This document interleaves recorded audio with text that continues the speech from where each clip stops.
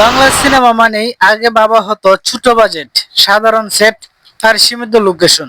কিন্তু এখন সেই চিন্তাটা পুরো উল্টে গেছে। বাংলাদেশেও তৈরি হচ্ছে এমন কিছু সিনেমা যার বাজেট শুনলে আপনি ভাববেন, এটা কি সত্যি বাংলা সিনেমা?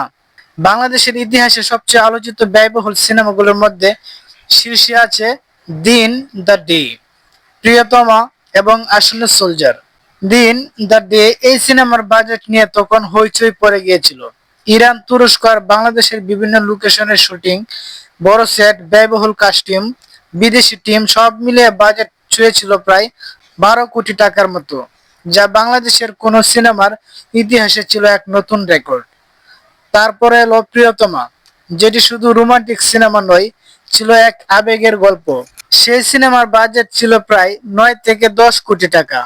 বিশেষ করে এর গানের দৃশ্য, বিদেশি শুটিং এবং প্রচারণার খরচ মিলিয়ে তা দাঁড়ায় এক বিশাল অঙ্কে।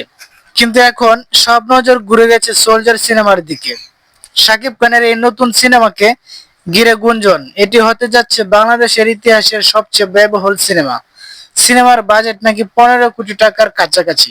প্রযোজনা সংস্থা বলছে তারা আন্তর্জাতিক মানের সিনেমা তৈরি করছে, যেখানে থাকবে আধুনিক ভিএফএক্স, বাস্তব লোকেশন আর বিশাল অ্যাকশন দৃশ্য। একটা সময় বলা হতো বাংলা সিনেমায় বড় বিনিয়োগ করা মানেই ক্ষতি, কিন্তু এখন প্রযোজকেরা বুঝে গেছেন দর্শক যদি ভালো মানের সিনেমা পায় তারা হলেই আসবে। আর সেই আত্মবিশ্বাসই এখন নতুন প্রজন্মের বাংলা সিনেমাকে এগিয়ে নিচ্ছে।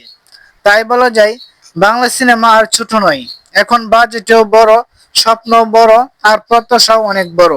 তো বন্ধুগণ, ভিডিওটি আপনাদের কাছে কেমন লাগলো? আর শাকিব খান অভিনীত আসন্ন মুভি সোলজার সিনেমা।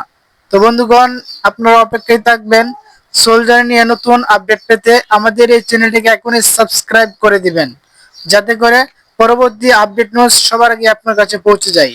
ধন্যবাদ, সবাই ভালো থাকবেন, সুস্থ থাকবেন। আসসালামু আলাইকুম।